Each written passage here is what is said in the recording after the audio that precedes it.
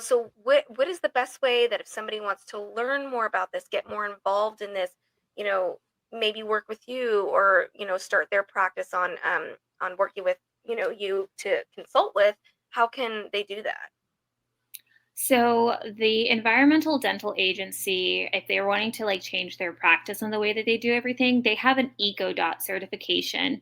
And that's a really great resource to start with, is just going to their website to learn a little bit more and then maybe going for that certification for their office if they want to. Or there's the FDI sustainability training. That is another really, really good one.